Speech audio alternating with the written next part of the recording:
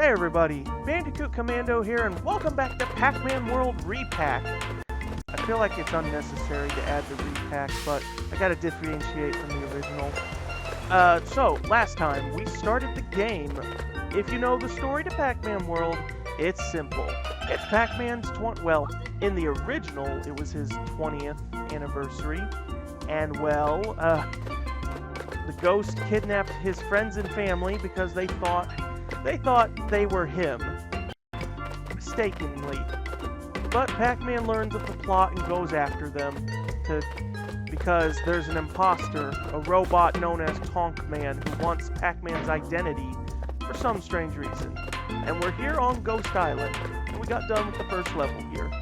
And so today we're going to continue, but before we do, we're not alone in this adventure. I'm here again. Yes, hello everybody, it's me.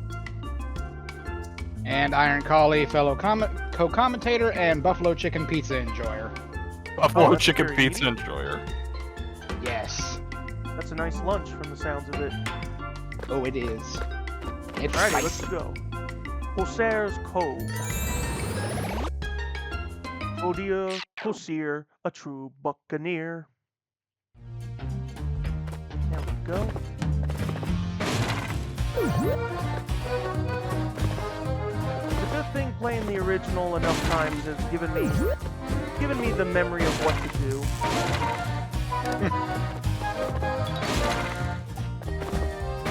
Honestly, so talking about games that you replay over and over again, I kind of feel like for a lot of people, their first Dark Souls playthrough was probably their hardest playthrough, and then subsequent playthroughs probably became a lot easier.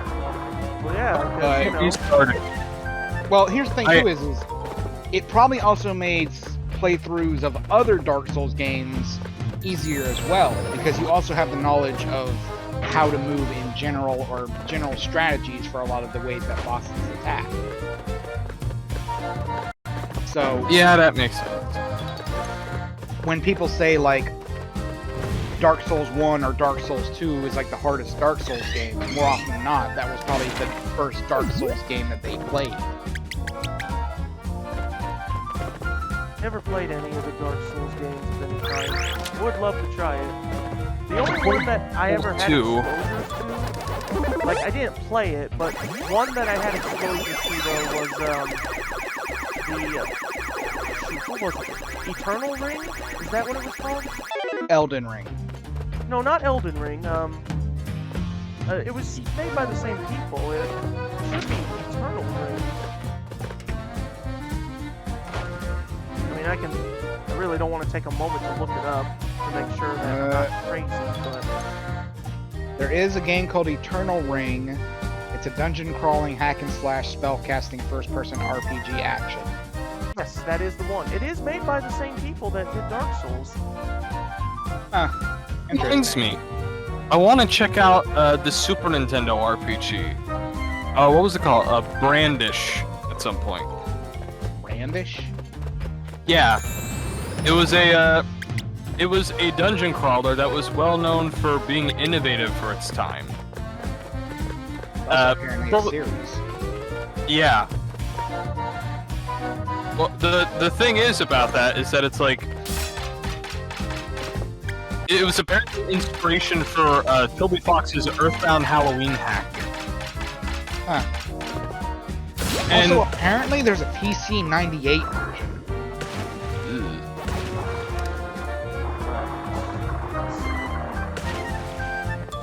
Should be another metal power-up somewhere, so I don't have to make that long trip. Oh, there you are. So I don't have to... Oh, speaking of metal, real quick. If you pre-ordered the game, or if you just got the DLC, you can change Pac-Man's skin. You can make him metallic if you want. Save. That should save. yeah, that makes. We can now see what he looks like metallic. Or not. Oh, maybe if I go metallic, it'll make me look different. Oh, whoa! Hello. That okay? That's something. I'm not sure if his appearance reference on something because it says Shogoku. Shogoken Pac-Man? Yeah, I don't know what that's supposed to mean. I don't know if that's like a reference to another Namco game or anything. But we're gonna keep it on the default though.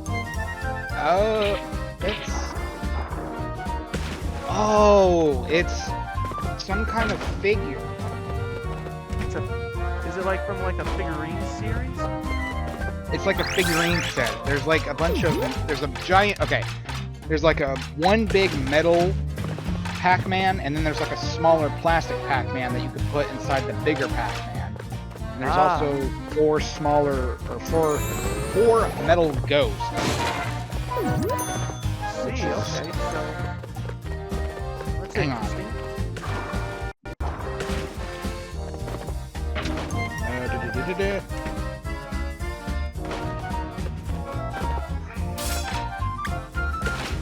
I put it in chat that you can look at later. Okay. But yeah, apparently it's based on the figures, which I have never seen these before. Figures. Who doesn't love a good figurine collection? Says someone who is not a collector of that in any way. It's also an interactable figure that can also do multiple things, so... So I do have several plushes, but I'm not really a collector of them. Oh, so that's why that's there. Well, I already got what I needed there, so we're good to move.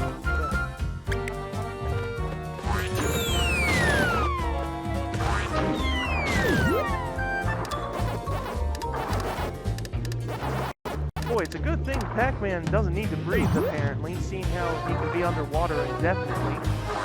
He is a ball, he does not need oxygen. I mean, this is also kind of like the difference between 3D Mario and 2D Mario. 2D Mario don't need air. A 3D Mario, on the other hand. Well, didn't they make that in one of the 2D games where they did give you some kind of oxygen meter? If they did, I do not remember. I don't... Because most of the time whenever you enter a water level, there's like no... The only time limit is the stage time limit. There's no air time limit. Nope. Okay. Oh. There we go. Now we can get this going. Oh, even though it should be obvious to clue in, but the music in this game is not remix. It is using the original game's music from the original. Probably just uncompressed. Yeah, it is the uncompressed version, which I think is the best part. That makes sense. That makes sense. I feel like if you're gonna remaster a game but reuse the game's original soundtrack, just use the uncompressed versions now. Yeah. If there is one track I would love to get the uncompressed versions to, it would be for Elite Beat Agents. Some of the covers that they do are actually kind of better than the original songs. Then again, I don't know how many people actually know what Elite Beat Agents is. Careful, those are metal enemies, but I made short work of him. Normal attacks don't defeat them. You gotta become metallic to defeat metal enemies. Or you gotta be giant and crush them. Do I have the... No, I don't.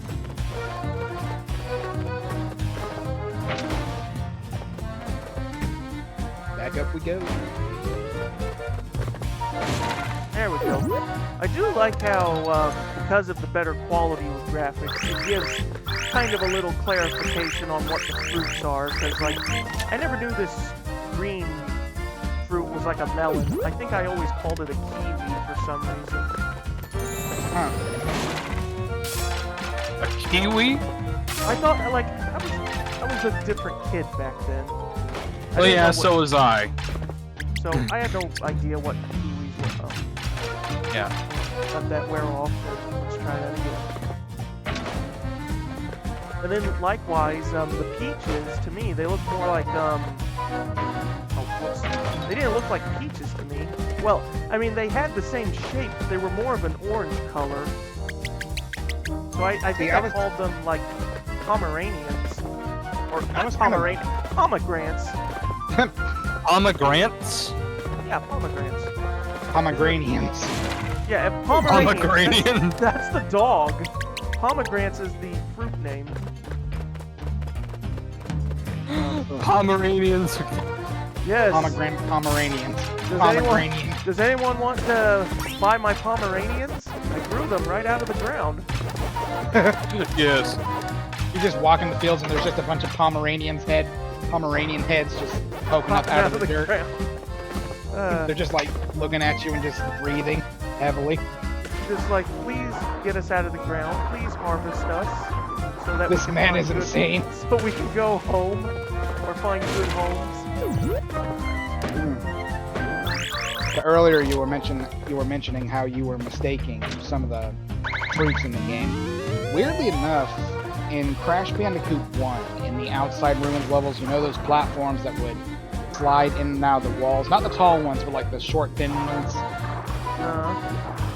Yeah, for some reason, Kid Me thought those looked like brown sugar cinnamon Pop-Tarts for some reason. I don't know why. Cinnamon Pop-Tarts. Yes, for some friggin' reason, my childhood brain just was miswired. I don't know what it was, but... Well, another example I can say is the bell here. In the original, it didn't look like a bell. It looked more like a pear. So I thought it was like a yellow pear. The golden pear. Well, pears can be yellow. I've seen yellow pears. Yeah, no. Same time. Just... While I knew what the Galaxian symbol was, I forgot what I called the Galaxian symbol, but I think I gave it a different name. Alright, here we go. Excuse me. Now, I will admit, I'm not the best when it comes to doing a proper Pac-Man maze, so... But it's not... no. Oh, no. Yeah, I hate it when they do that.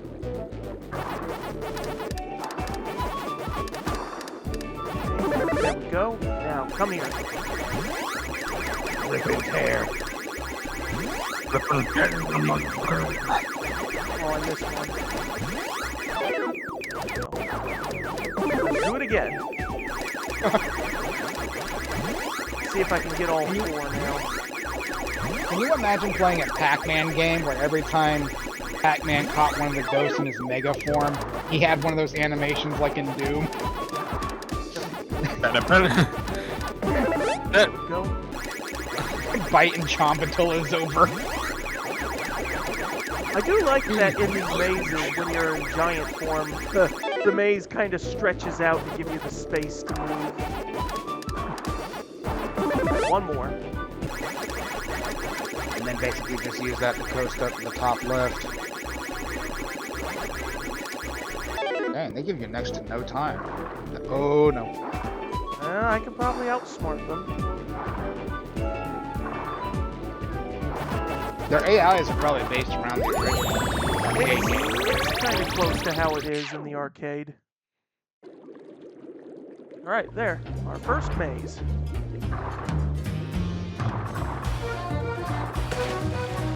Alright.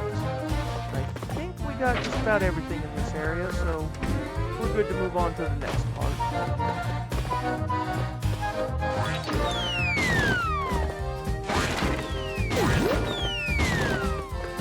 Another token.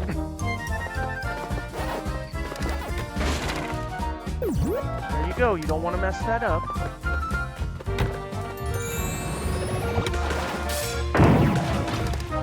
Elf, do you actually know the names of the ghosts? Inky, Blinky, Pinky, and Clyde, correct? Yeah. Which, I mean, it's interesting that all of them have names that are similar to each other, and then there's just Clyde. Yeah, he's always meant to stick out like a sore thumb, I think. Well, yeah, because in his AI programming, he's like the wild card. He's the one who kind of just moves around the board. Well, that's why he's known as stupid, I think. Yeah. Even though, in actuality, like, I don't remember the specifics of it, but I think his AI is actually the smartest of the... If you like, understand how it works, like... I think what it is that he kind of like, oh, how did it go again? Like basically, he's actually kind of following your path in a roundabout way, I think. But still, it does look like he's going out of his way at times. Like, I don't remember the exact specifics of it, but I just remember reading something on how, like, his AI is actually the more complex one. I gotta wait for that to wear off. Okay. And fire away. So, according to my search, Clyde enters chase mode when he directly targets Pac-Man from far away.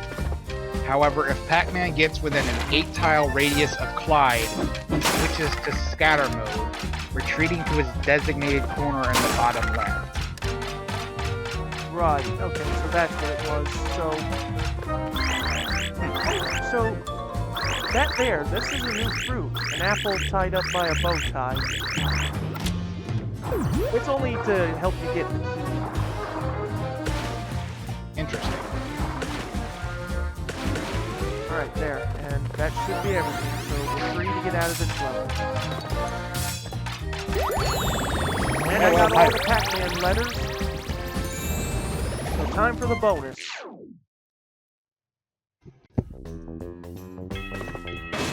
Bonus, there's a lot of dots and fruit. Get as many of them as you can. If you can get a perfect, you get a nice reward. Except now I need to wait until this chrome wears off so I can swim freely. Come on, thank you. Let's see, I think that's it. Should probably get the stuff that's floating before I become metallic again.